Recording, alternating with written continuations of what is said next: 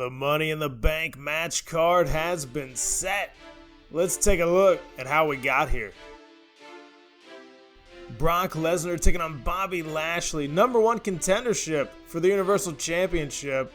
Winner goes on to Summerslam to take on the Universal Champion.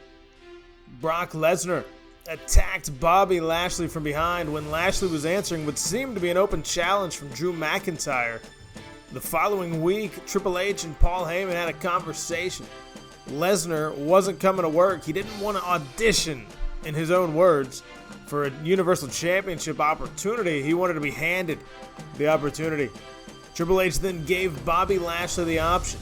You can take this Money in the Bank qualifying match against Keith Lee or have nothing. So the following week, Lashley and Lee were going at it, and Lesnar came down to the ring, F5 both men, Lashley twice, and then it was made official. Triple H decided Lashley wants Lesnar, Lesnar wants Lashley. Let's do it at Money in the Bank. The Raw Women's Championship between Nia Jax and Becky Lynch. Becky won the title back at Night of Champions off of Sane, who had beaten her at Backlash for the championship.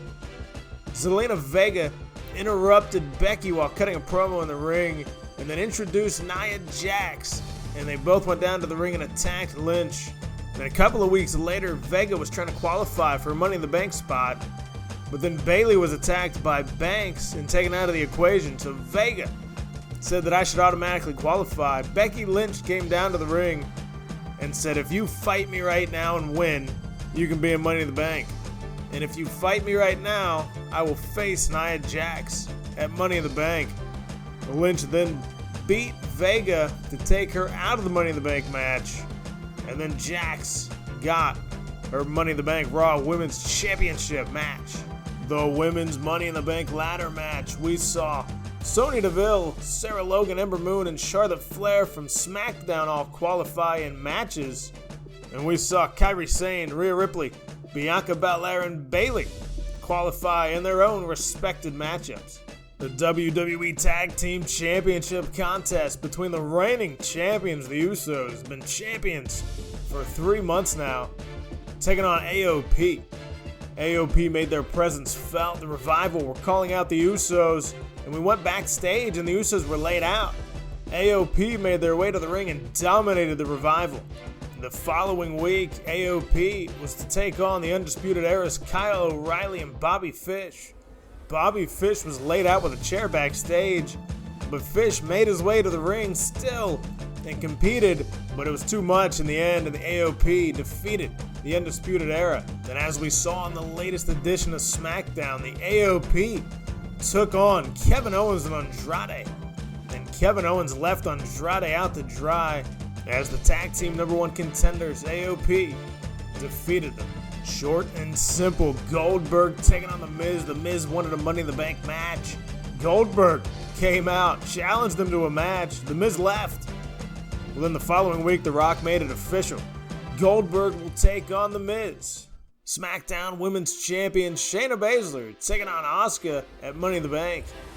Baszler won the title back at Night of Champions from Charlotte Flair, cutting a promo where Asuka interrupted, said she wanted her opportunity, and Charlotte Flair came down and said, no, I want to take on Asuka, and then Baszler. The Rock said, that's a good idea, let's do it. Flair versus Asuka, in which Baszler's music hit. Flair was distracted. Asuka rolled her up. 1, 2, no, not enough. But then Asuka locked in the Asuka lock, defeated Charlotte Flair, and Baszler attacked after the matchup, and it was made official. Asuka taking on Baszler.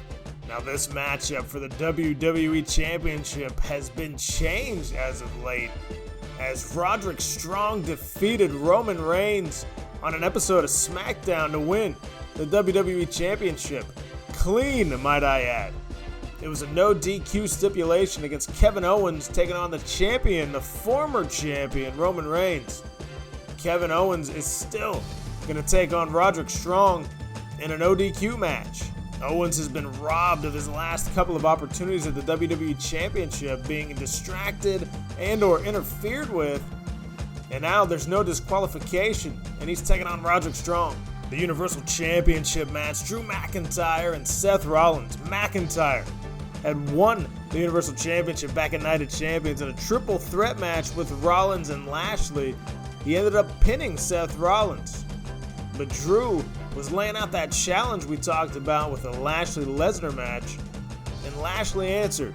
As he got to the ramp, Lesnar attacked him, and from behind, Seth Rollins attacked Drew McINTYRE.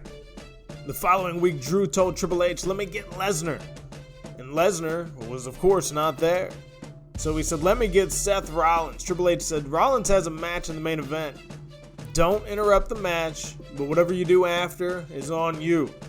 So after Rollins had defeated Elias in the main event, Drew McINTYRE went down to the ring to try to attack Rollins, then Jackson Ryker came out of nowhere, attacked Drew McINTYRE. We found out about the friendship with Rollins and Ryker, and those two men put a beat down on Drew McINTYRE.